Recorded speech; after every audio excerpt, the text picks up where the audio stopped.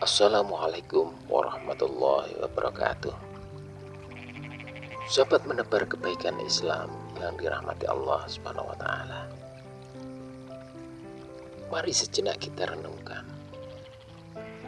Bagaimana jika hari itu tiba? Hari ketika matahari sangat dekat di atas kepala.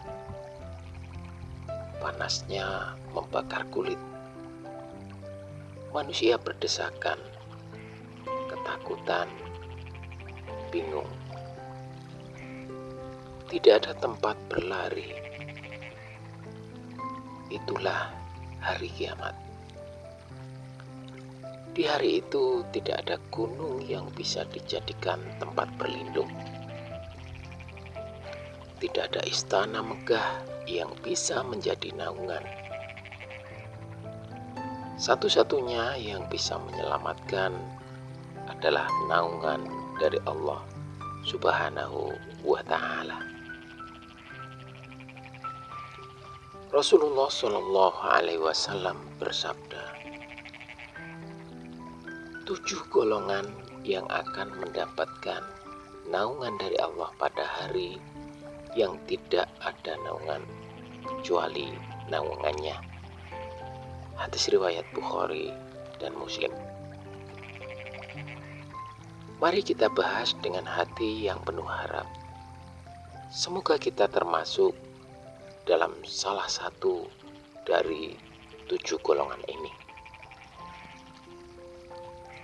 Namun sebelum kita masuk ke pembahasan utama, silahkan tuliskan sholawat di kolom komentar.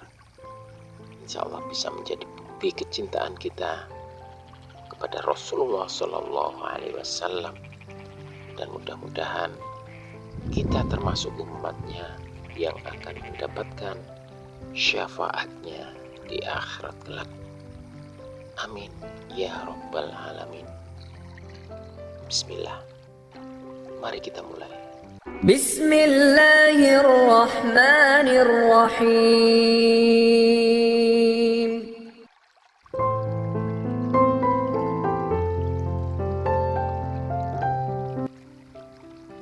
Golongan yang pertama adalah pemimpin yang adil. Orang pertama yang akan mendapat naungan Allah adalah pemimpin yang adil. Adil berarti menempatkan sesuatu pada tempatnya. Tidak zalim, tidak pilih kasih, dan tidak memanfaatkan kekuasaan untuk kepentingan pribadi. Seorang pemimpin yang adil dicintai rakyatnya, dan lebih penting lagi dicintai Allah. Saudaraku, mungkin kita bukan seorang presiden, bukan seorang gubernur atau kepala desa. Tapi jangan salah, kita semua adalah pemimpin. Minimal pemimpin untuk diri sendiri, keluarga kita, bahkan lingkungan kecil di sekitar kita. Jika kita berlaku adil, tidak menzalimi istri, anak, karyawan, atau bahkan orang-orang di sekitar kita, maka kita pun bisa berharap termasuk dalam golongan ini.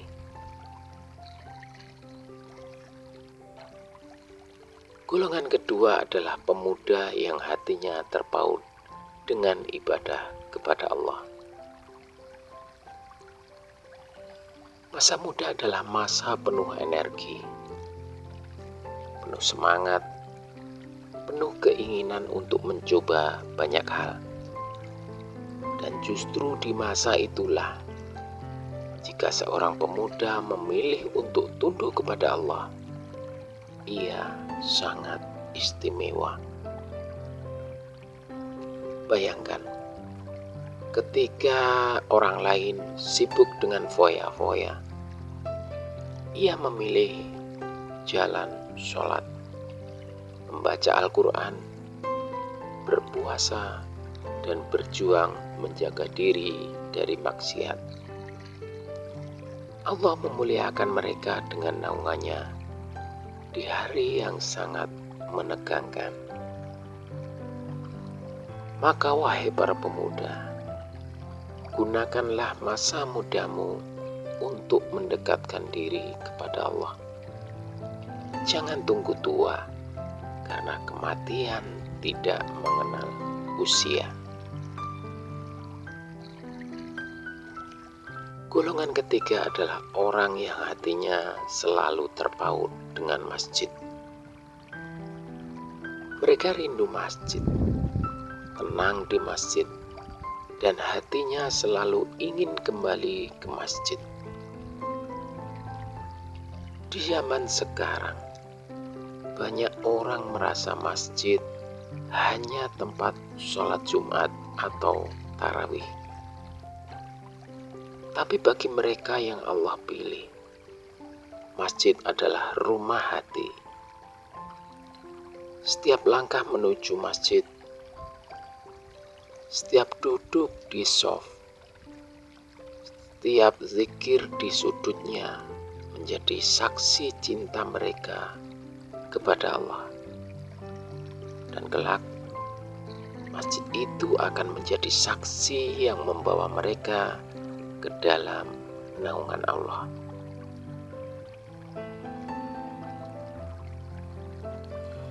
Golongan keempat adalah dua orang yang saling mencintai karena Allah, berkumpul karena Allah dan berpisah karena Allah. Ini bukan sekedar persahabatan biasa. Persahabatan karena Allah tidak didasari harta, tidak karena kepentingan dunia, tapi murni karena iman. Mereka saling menasihati dalam kebaikan, saling mengingatkan ketika lalai, saling mendoakan dalam sepi. Cinta semacam ini sangat jarang, namun sangat tinggi nilainya. Dan pada hari kiamat, cinta itu akan menjadikan mereka berada di bawah naungan Allah.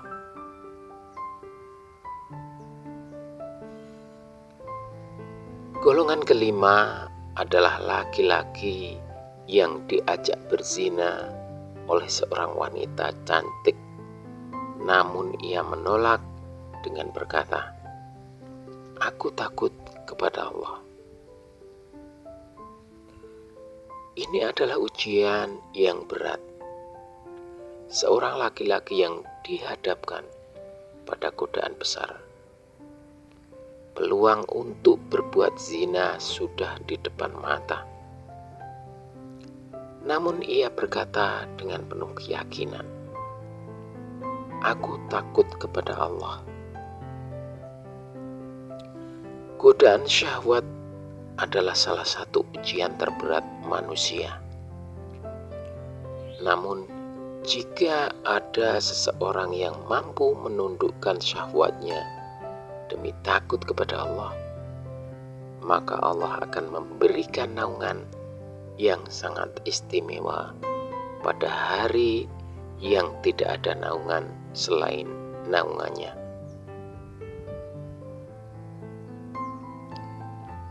Golongan keenam adalah orang yang bersedekah dengan tangan kanan, namun tangan kirinya tidak mengetahui apa yang ia keluarkan. Artinya sedekahnya tulus, ikhlas, tanpa pamrih, tanpa ingin dipuji manusia. Di zaman media sosial ini, seringkali kita lihat orang pamer sedekah, seolah ingin dipuji. Tapi orang yang benar-benar ikhlas, hanya Allah yang tahu jumlah dan niatnya. Sedekah diam-diam seperti inilah yang mendatangkan naungan Allah di hari kiamat.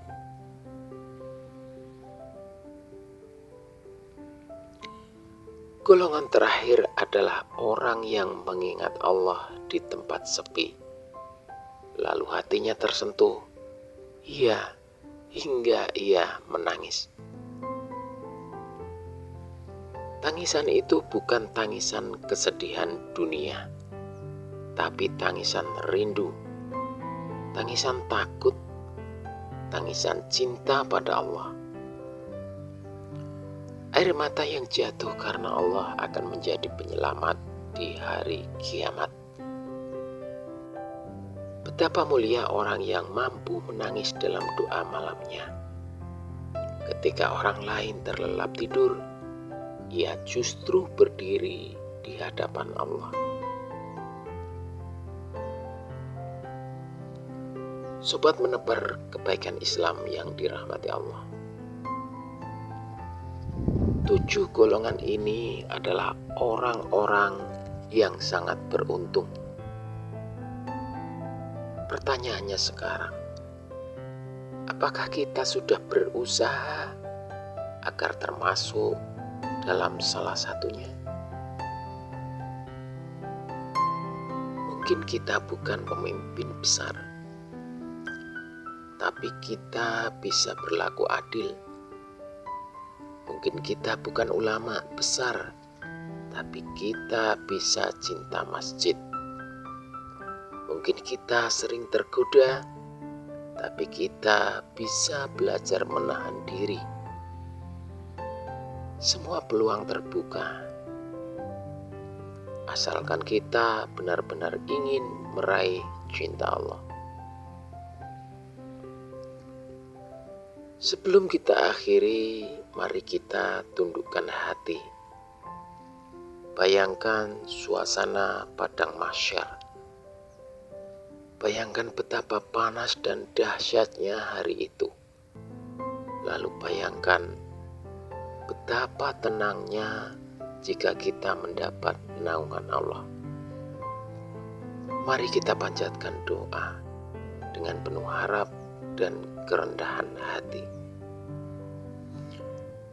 Allahumma ya Allah, Tuhan yang Maha Pengasih dan Penyayang, jadikanlah kami hamba-hambamu yang Engkau naungi di hari tiada naungan kecuali naungan-Mu.